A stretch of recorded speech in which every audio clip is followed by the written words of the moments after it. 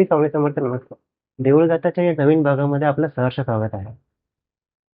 कुठल्याही पंथामध्ये किंवा कुठल्याही संप्रदायामध्ये एक अशी सेवा असते जी तुम्हाला थेट भगवंतापर्यंत पोहोचवते. तर ती सेवा म्हणजे गायन सेवा.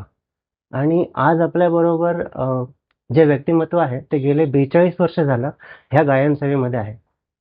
तर मंजुषाताई आपलं या पॉडकास्टमध्ये सहर्ष स्वागत आहे. नमस्कार. नमस्कार. आम्ही बरंच ऐकलंय आपल्याबद्दल. आम्ही बरेच शो पण अटेंड केलेत तुमचे. तर आम्हाला अशी जाणून घ्यायची इच्छा आहे की हे सर्व कधी चालू झालं. आणि आम्ही असं सुद्धा ऐकलंय की तुमच्या गाण्याची सुरुवात असं अक्कलकोट वटवृक्षामध्ये झाली. तर तो काय किस्सा आहे तो आम्हाला सांगाल का? तुम्ही जे म्हणलात की गेली 42 वर्ष मी गाते आहे, मी असं म्हणेन की मी 42 वर्ष शिकते आहे. आणि ते शिक्षण मी घेते आहे. पण मी ज्याचं शिक्षण घेते, जे संगीत गाती आहे, शास्त्रीय संगीताचं शिक्षण मी घेत, हळूहळू वय माझं मोठं होत आहे. गाण्याचं वय किती वाढतंय माहिती नाहीये, पण हळूहळू माझं वय नक्की वाढतं आहे. पण जे संगीत किंवा जे माझं आयुष्य आहे त्याची सुरुवात रादर या स्वामींच्या या पॉडकास्टची सुरुवातच मी माझ्या स्वामी नामाच्या संगीत सेवेनी, दत्त महाराजांच्या संगीत सेवेनी करते. एक 4 ओळी महाराजांच्या ऐकवायचा प्रयत्न करते.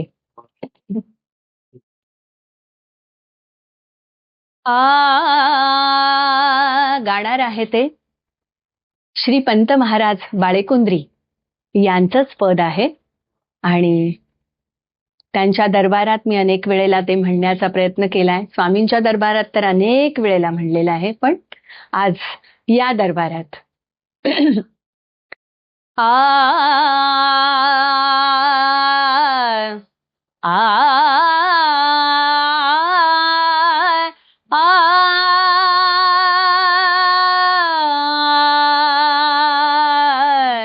नाचत गुरु भजनी आम्ही,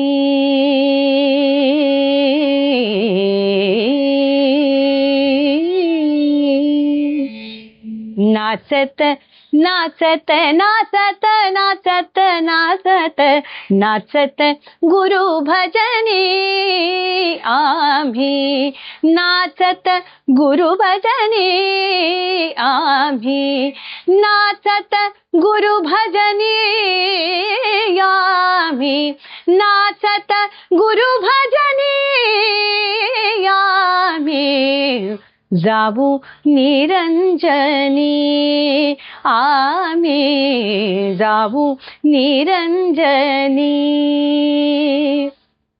शेवटचा अंतर ऐकवते. अवधूत कृपे समरस झालो, अवधूत कृपे समरस झालो, दत्त निरंजनी आम्ही, दत्त निरंजनी आम्ही, जाऊ निरंजनी आम्ही हो, जाऊ निरंजनी आम्ही हो, जाऊ निरंजनी, जाऊ निरंजनी, जाऊ निरंजनी. अवधूत चिंतन श्री गुरुदेव दत्त. तो आम्हाला अक्कलकोट वटवृक्षामध्ये जे तुमचं गायन झालं त्याच्याबद्दल तुम्ही थोडं सांगाल का आम्हाला? त्याची छोटीशी कथा सांगते. ऍक्च्युली मी आहे सांगलीची. सांगलीमध्ये सुरुवातीला तर मी कथक शिकत होते. पण मला तिथे स्वामी नामाच्या पाथवर नेणारे, ते स्वतःला गुरु कधी म्हणवून घेत नाहीत, पण तेच माझे गुरु. आणि जसे आपण आई वडील जशी माया करतात तसे ते माझ्यावरती कायम कृपा आशीर्वाद माया करत आलेले परमपूज्य झेंडे महाराज यांनी मला स्वामी नामाचं हे महत्व सांगितलं. आणि माझे वडील गुरुचरित्र वाचायचे दरवर्षी वाचायचे आणि त्यांचे ठरलेले दिवस असायचे. ते म्हणजे विजयादशमी दिवशी त्यांचा गुरुचरित्राच्या पारायणाचा शेवटचा दिवस. असे 3 दिवसात ते गुरुचरित्र वाचायचे, पारायण करायचं. त्याच्या आधी 2 दिवस सुरुवात करायचे. अष्टमी, नवमी, दशमी असे वाचायचे ते. तर त्यामुळं आमच्या घरामध्ये दत्त महाराजांचं भजन पूजन नेहमी, आई वडिलांचं तर होतच होतं, पण महाराजांच्यामुळे आणखी ते आमच्या मुलांपर्यंत पण आलं. आणि आम्ही तिघी बहिणी पण असं स्वामी नामाच्या ह्याच्यामध्ये त्यांनी आम्हाला थोडंसं त्या पाथवर आणायचा हे केला. आपण म्हणतो ना की कोणीतरी आणावं लागतं. आई वडील असतात पण अजून कोणीतरी असं भेटतं की ती तुम्ही आपसूक त्या ह्याच्यावर येतात. तर त्यामुळं काय झालं की मी गायला सुरुवात करायची होती, तर मला झेंडे महाराजांनी पहिलं गाण्याच्या क्लासला, आई वडिलांच्यामुळे आणि झेंडे महाराजांच्यामुळे मी गाण्याच्या क्लासला जायला लागले. आणि क्लासला असं मुद्दाम म्हणलं का तर सुरुवातीच्या काळामध्ये जेव्हा माझं वय खूप लहान होतं, साधारण 10-11 वर्षाची होते मी. चौथीत असताना मी माझ्या गाण्याला सुरुवात केली. आणि तिथे पंडित म्हैसकर बुवा म्हणजे चिंतू बुवा म्हैसकर म्हणून सांगलीत एक गवई होते, त्यांच्याकडे माझं शिक्षण सुरू झालं. आणि हे सुरू होत असताना माझी आई थोडंसं गायची, ती मला भजनं शिकवायची, असं चालू असायचं. पण असं काय गाणंच करावं वगैरे काही त्यावेळेला काही डोक्यातही नाही, ध्यानीमनी पण नाही.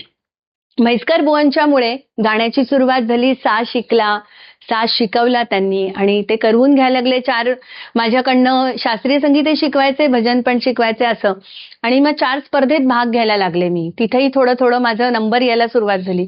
आणि सोलापूरला एका स्पर्धेमध्ये माझा नंबर आला. त्यावेळेला म्हैसकर बुवा माझ्या बरोबर होते, गुरु बरोबर आलेले होते माझे. लहान होते वयाने. ते साल होतं साधारण 83-84चं, 1983-84 साल. 85च्या आधीचीच गोष्ट आहे. आणि मग मी स्पर्धेत भाग घेतला, सोलापूरचा नंबर आला. तर तिथे अक्कलकोटची काही मंडळी आलेली होती ऐकायला. आणि त्यावेळेला ना स्पर्धा ऐकायला भरपूर मंडळी आजूबाजूच्या गावातनं यायची. अनेक ठिकाणी असं एक पद्धत होती की आजूबाजूच्या सगळ्या गावातनं लोक स्पर्धा ऐकायला येणं, मुलांना ऐकणं किंवा असं एक असायचं. तर तशी त्यावेळेला पण आलेली होती. तर त्यांनी माझं गाणं ऐकलं आणि तिथंच मला सुपारी दिली. कुठली? तर वटवृक्ष मंदिरात स्वामींसमोर गायची सुपारी. आणि आपण म्हणतो ना की भाग्य उजळलं. कुठं? तर स्वामींनी बोलावलं, हेच भाग्य माझं. त्यांनी बोलावलं, तिथे माझं सगळं गाण्याचीच सुरुवात झाली. आणि त्याच्या आधी काय असा काही कार्यक्रम वगैरे काय नाही. मी कुठे 4 भजनं, अभंग म्हण, म्हैसकर बुवांनी शिकवलेली 4 भावगीतं म्हण, एखादी बंदिश म्हण, असंच मी गात होते. असं काय तयारी खूप होती आणि बाबा मोठे मोठे कार्यक्रम करतेय मी, असं काही नव्हतं. वय पण लहान होतं. आणि मग त्यावेळेला वटवृक्ष मंदिरात मी गायला गेले आणि अक्षरशः स्वामींसमोर झालेला माझा पहिला जाहीर कार्यक्रम तो. आणि ही स्वामींनी घडवून आणलेली गोष्ट. आणि मला असा अनुभव आलेला आहे की वटवृक्ष मंदिरात मी गायले आणि नंतर माझ्या गाण्याचा पाठ सहज सुलभ त्यांनी केला आणि मला त्यांनी असं दिशा दिली की तू गाणं कर. असं मला आज थोडंसं वाटतं कधीतरी की नाही, त्यांनी मला सांगितलं की त्या मंदिरातच सांगितलं की तुला गाणं करायचं आहे. आणि म्हणून तो सहज सुलभच होत गेला. असं ध्यानीमनी पण नव्हतं की मला तसे गुरु परत पुढे मिळत गेले. म्हैसकर बुवांच्या नंतर काणे बुवा मिळत गेले.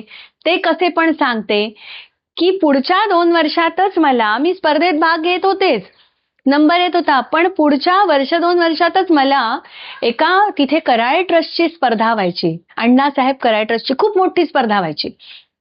आणि त्या स्पर्धेमध्ये परीक्षक म्हणून आलेले काणे बुवा, त्यांनी मला आत येऊन, म्हणजे खरं तर मी स्पर्धक होते, पण तरी सुद्धा पहिल्या फेरीला त्यांना आवडलं असेल गाणं कदाचित. ते दुसऱ्या फेरीला मी सिलेक्ट झाल्यानंतर आत येऊन त्यांनी मला काही नाट्यसंगीताच्या जागा शिकवल्या. पहा गुरु कसा असतो ना, आणि गुरु असा मिळत जातो. स्वामींच्या कृपेमुळे कसं घडत गेलं आणि तो सहज झाला माझा पाठ. आणि काणेबुवांना माझ्या वडिलांनी विनंती केली की माझ्या मुलीला तुम्ही दत्तक घ्याल का? माझ्या मुलीला तुमच्या पदरात घ्या, तिला शिकवा. बस. आणि तिथे माझं गाण्याचं, घराणेदार गाण्याचं शिक्षण सुरू झालं. आणि आपण म्हणतो की एक संगीताचा पाठ सुरू झाला माझा. आणि जो पाठ मी आज तागायत या क्षणाला अनुसरतीये, तो काणेबुवांनी दिलेला पाठ आणि म्हैसकर बुवांपासून सुरू झालेला. नंतर माझी अनेक अशी गुरुपरंपरा आहे. ती सर्व गुरुपरंपरा या स्वामींच्या पाठ मधलीच आहे. स्वामी कृपाच म्हणावी, अजून काय. स्वामी कृपा. आम्ही अजून एक किस्सा ऐकलाय तुमच्याबद्दल की तुम्ही अक्कलकोटचे जे शिवपुरी मधले गजानन महाराज आहेत त्यांची पण तुमची भेट झालेली आहे. तो किस्सा काय आहे त्याच्याबद्दल सांगा ना. खरोखर फार फार आनंदाचा वेगळाच आहे. म्हणजे माझं तेच जेव्हा गाणं झालं ना माझं तिथे वटवृक्ष मंदिरात, त्याच्यानंतर दुसऱ्या दिवशी म्हणजे ऍक्च्युली त्या दिवशीच मला वाटतं संध्याकाळी तर गाणं झाल्यानंतर त्या दिवशी रात्री तर काय जाता नाही आलं, संध्याकाळी गाणं झालं त्या दिवशी पण तिथे काही मंडळी तिथली पण आलेली होती ऐकायला. मग त्यांनी महाराजांना जाऊन सांगितलं की एक मुलगी आली आहे, छोटीशी मुलगी, आणि ती बरी गातीये, असं काहीतरी त्यांनी जाऊन सांगितलं असेल, माहिती नाही आता काय झालं. तर मग दुसऱ्या दिवशी त्यांनी मला सांगून ठेवलं. माझे वडील होते त्यावेळेला बरोबर, आणि बुवा पण, आमचे म्हैसकर बुवा पण होते बरोबर. बघा की गुरु पण होते आणि सद्गुरू मागे सद्गुरूंच्या समोर गाणं झालेलं होतं. त्यामुळे गुरु आणि सद्गुरू बरोबर होते. आणि दुसऱ्या दिवशी मग मी गजानन महाराजांच्या इकडे गेले. तर मला अजून आठवतंय, ते दृश्य आठवतंय. असा एक छोटासा असा कोनाडा, असं छोटस असं मंदिराचा हे होता आणि तिथे गजानन महाराज बसलेले होते. आणि मग मी गेले तिथे. आणि मग गेल्यानंतर तिथल्या मंडळींनी सांगितलं या मुलीचं काल गाणं झालं आणि असं असं. तर महाराज म्हणले म्हणा मग, म्हण काहीतरी म्हण. मग मी तिथे काही एक दोन भजनं महाराजांच्या समोर म्हणली. तर त्यावेळेला गजानन महाराजांनी त्यांच्या तिथल्या मंदिरातला त्यांच्या जवळचा श्रीफळ मला माझ्या ओटीत घातलं मला. आणि मग बाजूच्या सगळ्या लोकांनी पण सांगितलं की हे जे श्रीफळ दिलेलं आहे ना, हे तुम्ही तुमच्या देवघरात ठेवा. हे महाराजांनी स्वतःच्या हाताने तुमच्या हातात दिलेलं आहे, ओटीत दिलेलं आहे. आणि मग ते श्रीफळ माझ्या वडिलांनी आमच्या देवघरात ठेवलेलं होतं. कित्येक वर्ष होतं ते, कित्येक वर्ष ते आमच्या देवघरात श्रीफळ होतं. आणि मला खरोखर त्याच्यानंतर माझा गाण्याचा पाठ कधीही थांबला नाही. गाण्याचा प्रवास माझा जो सुरू झालेला आहे त्यावेळेला वटवृक्ष मंदिरापासून सुरू झाला, तो आज या क्षणापर्यंत पॉडकास्ट. आणि एकच स्वामींना विनंती आहे की जोपर्यंत माझा श्वास आहे तोपर्यंत फक्त गाणं गळ्यात राहू दे, आणि ते गाणं तुमच्या सेवेत कायम रुजू होऊ दे. श्रीफळ रूपी आशीर्वादच म्हणावा लागेल हा महाराजांचा. वा. आता तुम्ही गेले 42 वर्ष गाणं गाताय. एखादी अशी स्वामींची अनुभूती सांगा.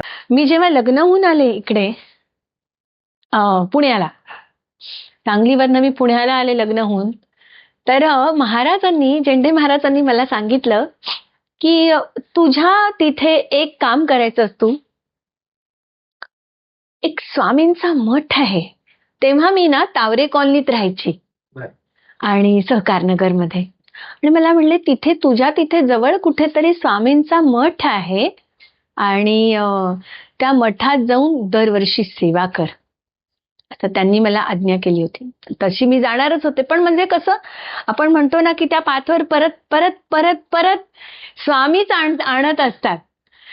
तर एकतर झेंडे महाराजांनी मला एक पोथी दिली वाचायला, लग्न व्हायच्या आधी मला म्हणले, आणि ती पोथी म्हणजे कुठली तर स्वामींची बखर, जी गोपाळबुवा महाराजांनी, केळकर महाराजांनी लिहिलेली आहे, ती बखर माझ्याकडे आहे.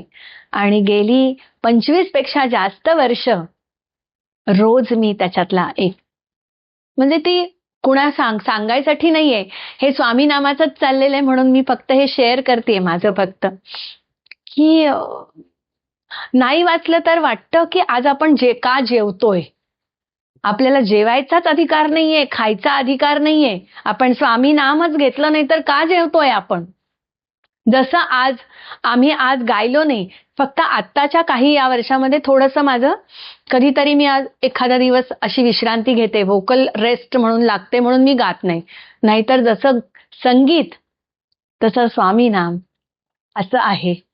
आणि तर त्या मंदिरात, आणि तो मठ म्हणजे कुठला तर ते मी सांगीन, टिळक रोडला भिकारदास मारुतीच्या तिथे आपण एक स्वामींचं मंदिर आहे, गोवंडे काकांचं.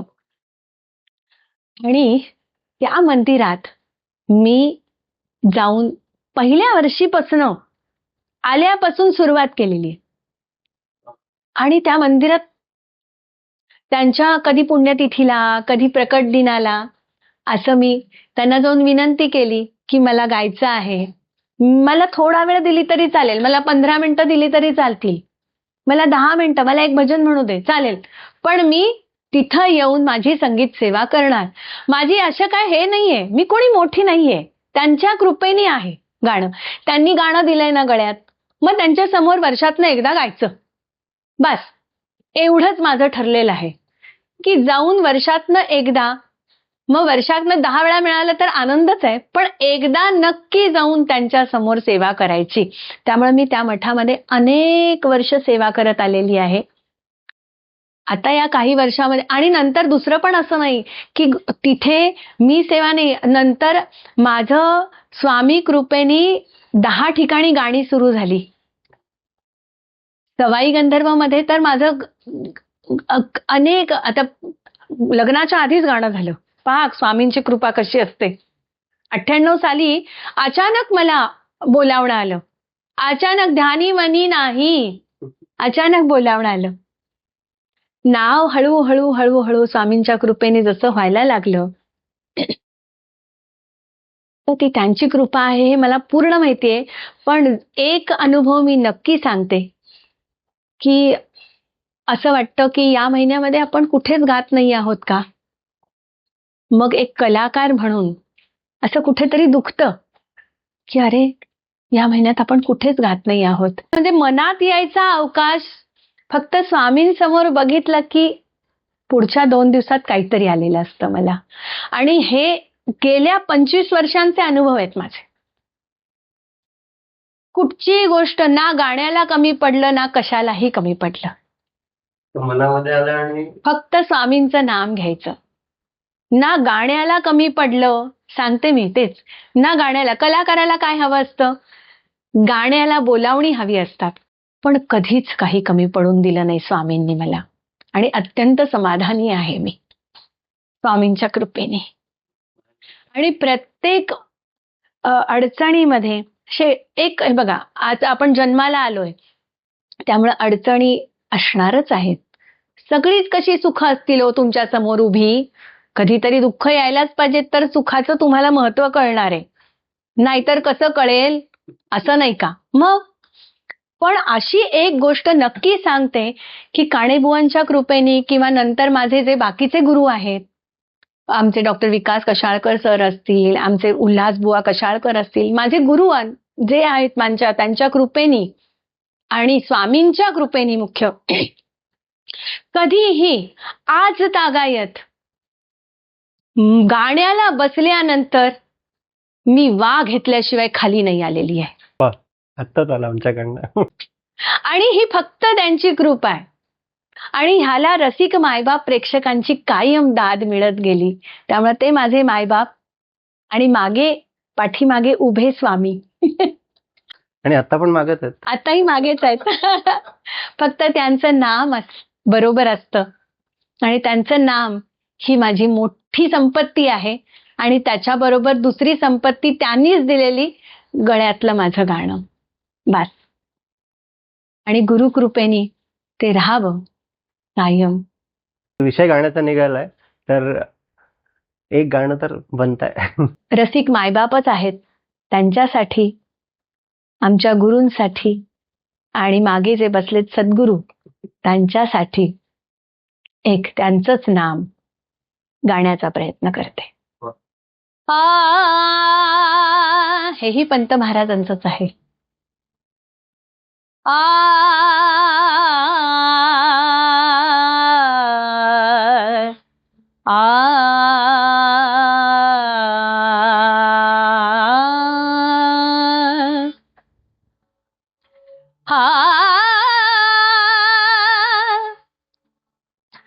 उपकार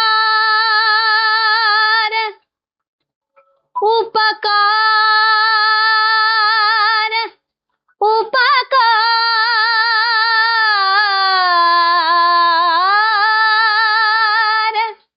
उपकार किती आठवू, सद्गुरूचे नित्य गुण गावू, सद्गुरूचे नित्य गुण गावू. उपकार किती आठवू, सद्गुरूचे नित्य गुण गावू, सद्गुरूचे नित्य गुण गावू. शेवटचा अंतरा. जीवन मुक्ती भोगुनी सहज सहज,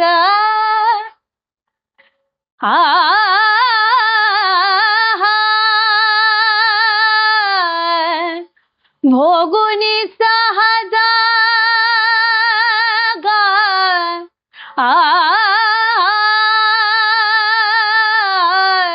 जीवन मुक्ती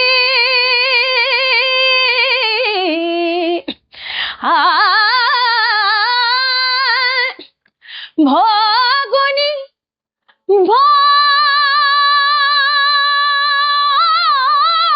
भोगुनी भोगुनी सहज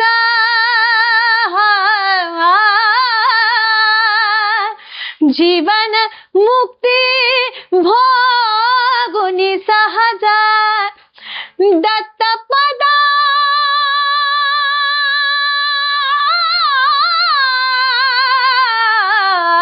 जावू जावू जावू दत्तपदा जावू दत्तपदा जावू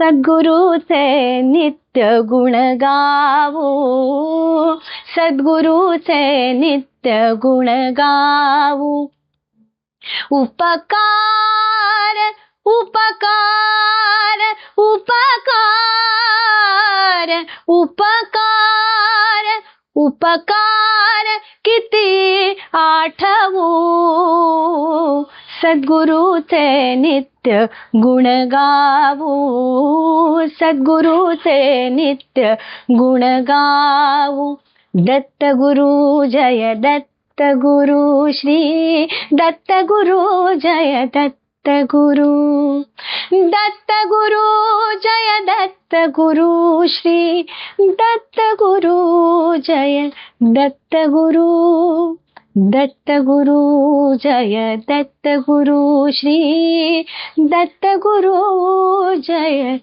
दत्तगुरु अवधूत चिंतन श्री गुरुदेव दत्त अनंत कोटि ब्रह्मांड नायक राजाधिराज योगिराज सद्गुरुराज श्री स्वामी समर्थ महाराज की जय.